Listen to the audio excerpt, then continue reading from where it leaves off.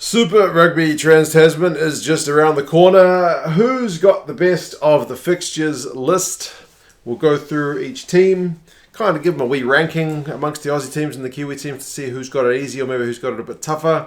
And you guys can let me know if you think this will have any bearing on the outcome of how the season ends up panning out, or you think it'll be kind of just take it in each team's stride.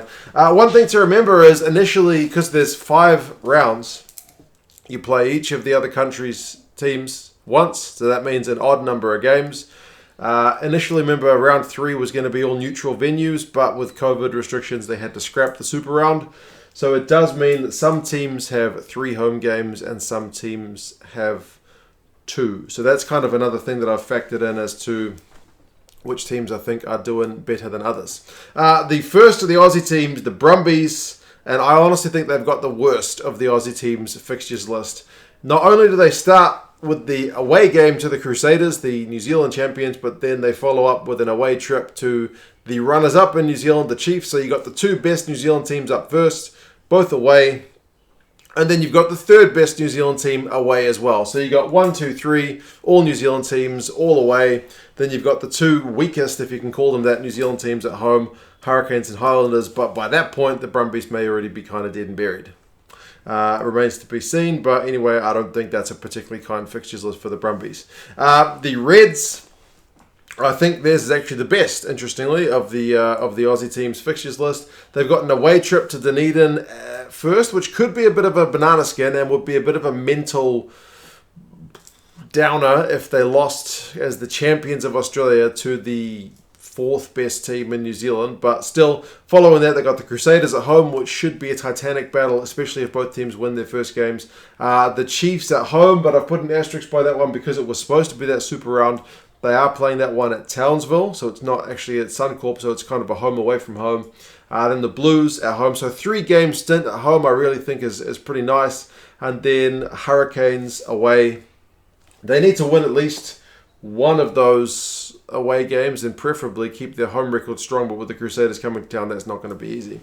The Force, I don't rate their schedule that highly. I would say it's maybe the 4th one. They do start nicely with a couple of home games, the Chiefs and the Highlanders, who will both have to make the longer flight to Perth, but then they're on the road to the Hurricanes, so they do have that one trip with long travel was going to be inevitable. At least they're not making back and forth trips to Perth, I guess.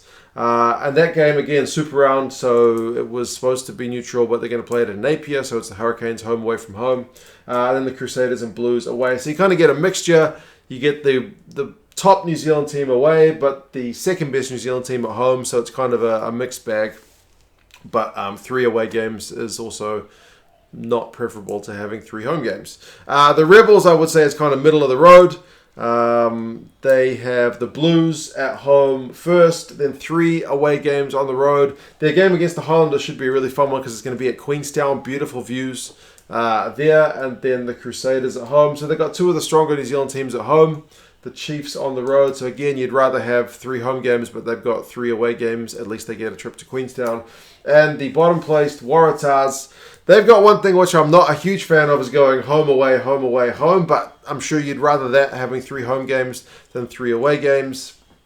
That being said, the Waratahs don't really have a stable home. They're playing at the SCG, they're playing at Wollongong, and they're playing somewhere else. I forget. Someone will remind me. But yeah, so they're not playing. Lots of flights for them, but still 3 home games is pretty decent. You get the Crusaders and the Chiefs at home is pretty decent because they're the 2 strongest teams. If you can have any chance, maybe at home is more likely, but with the Waratahs picking up a win is probably preferable to anything else. They don't want to go through another loss-driven season, winless. For the New Zealand teams, the Crusaders, I think, have got a decent run, but not the best. Maybe the 2nd best one in New Zealand. Obviously, they've got 3 away games, which is kind of unfortunate. But they do have the Brumbies at home, the 2nd best Aussie team, so that's kind of a plus. They've got the Reds and then the Waratahs away and the Rebels away. So of their away games, apart from the Reds, they've got the 2 kind of weaker Aussie teams in the Waratahs and the Rebels. So they'll certainly, they'll fancy themselves in every game. But you'd fancy yourselves to get an away win more against the weaker sides, and you'd welcome a stronger side than the Brumbies to home. It'd be worse if they had maybe the Brumbies on the road as well. That would be just a little bit tougher. But as I said, the Crusaders are going to back themselves no matter what their fixtures list is. The Chiefs, like the Waratahs, have that unfortunate one of having away, home, away, home, away. So never really stable. And add to that an away trip to Perth doesn't mean their fixtures list is that kind. It's a long flight to Perth and then a long flight back to Hamilton to face the Brumbies. The fact that they got the Brumbies at home is also a plus. They've got the Reds at Townsville, which is maybe a mini plus. So I'd say they've probably got the third best of the New Zealand team's fixtures. They don't have to go to Suncorp, but the long flights is definitely an unfortunate one for them. The Blues, I actually reckon, have got the best fixtures list of all the New Zealand teams. They've got the Rebels away, and as I said, of all the Aussie teams, you'd maybe be backing yourself to beat the Rebels or the Waratahs more than you would the Reds or the Brumbies. Then they got the Waratahs and the Brumbies at home, so back-to-back home games is nice, plus one of the stronger teams. The toughest part of their one is having the Reds away. They got to go to Suncorp, which is not always a happy hunting ground. And then the Force at home, so they would much rather have the Force here in Auckland rather than having to go all the way to Perth. This is a third-round fixture. It's at Eden Park. They're not playing it at North Shore or anything special. So unlike the Napier, Townsville, Queenstown thing, it's just pretty stock standard for the Blues. So maybe that also boosts their schedule as being a wee bit nicer for them. It's a familiar place. They know the ground. The Highlanders, I'm not a huge fan of their fixtures list. I would say it's the fourth best one. They've got the Reds at home, which is nice. Then they got an away trip to Perth, long flight.